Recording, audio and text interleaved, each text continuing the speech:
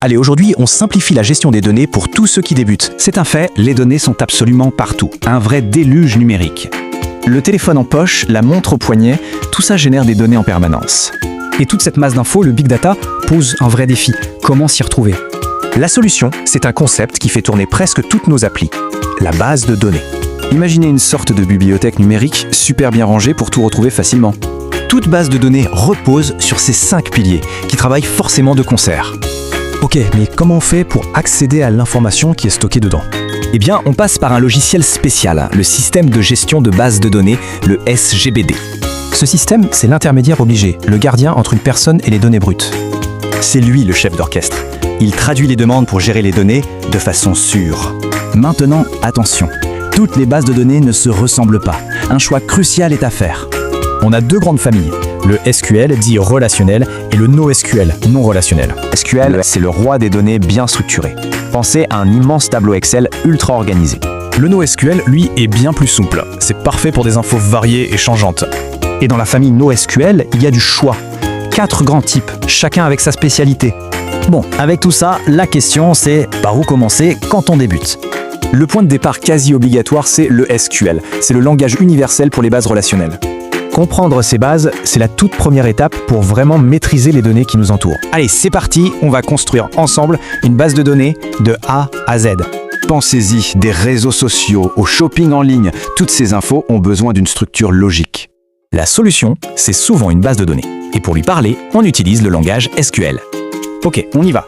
Tout bon projet commence avec un plan, une sorte de schéma directeur. On va partir sur une base relationnelle. C'est simple, ça range les données dans des tableaux. Le design, c'est facile, en 3 étapes. On identifie, on définit les colonnes et on crée.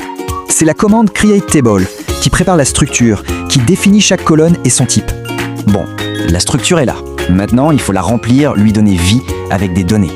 Et voilà notre table livre. Pour l'instant, elle est vide, c'est juste une coquille. Pour ajouter une ligne, c'est simple, on utilise la commande Insert Into. Regardez. Yop, le résultat. Dune est maintenant la première entrée de notre base de données. Maintenant qu'il y a des données, on peut commencer à lui poser des questions pour trouver des infos. La commande de base pour ça, c'est Select. Avec l'étoile, on demande à voir toutes les colonnes. Cette requête nous retourne tout ce qu'on a pour le moment. Chaque livre de la collection apparaît. On peut tout afficher ou être plus précis et ne demander par exemple que le titre et l'auteur. Et si on ajoute Where, on filtre les résultats. C'est parfait pour trouver une info précise. Dans la vraie vie, les données changent tout le temps. Voyons comment les modifier ou les supprimer.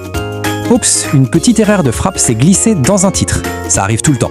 Pas de problème, la commande Update est là pour ça. On cible la ligne avec son ID et on corrige. Et voilà, c'est corrigé. L'enregistrement est maintenant nickel et à jour.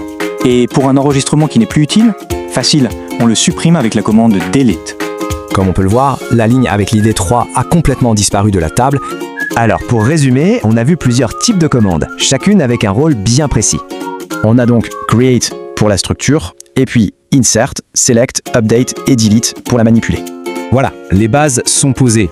Maintenant, la vraie question c'est qu'est-ce qu'on va bien pouvoir y chercher? Voyons ensemble comment créer une base de données simple pour un blog avec MongoDB. C'est parti! Alors première question, pourquoi du NoSQL comme MongoDB pour un simple blog? Parce que MongoDB est une base document. Toutes les infos d'un article, hop, dans un seul fichier. Allez, c'est parti, on va suivre tout le processus pas à pas, c'est vraiment simple. Première étape, on crée la base et ensuite une collection pour stocker tous nos articles. C'est un processus en 2 temps. On choisit le nom de la base, puis on crée la collection. Avec la commande use, on crée et on se connecte direct à notre base qu'on va appeler blog. Juste après, on crée la collection post dans cette base, c'est un peu l'équivalent d'une table.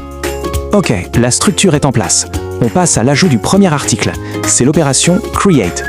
Pour ça, on utilise Insert and One avec les infos de base, titre, contenu et auteur.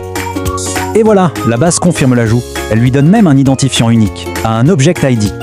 Maintenant qu'on a un article, comment on le lit? C'est l'opération Read, tout simplement. La commande Find récupère tout. Et .pretty, c'est juste pour que ça s'affiche joliment. On retrouve notre article avec son ID. Ok, mais si on veut le modifier, comment on fait? C'est là qu'entre en jeu l'opération Update. Et c'est super simple en fait. Disons qu'on veut changer le titre. Pour l'instant, on a juste Intro to NoSQL.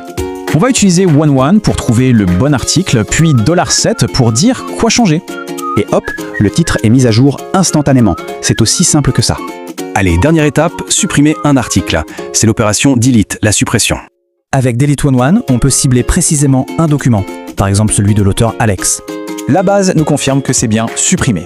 Et là, notre collection est de nouveau vide.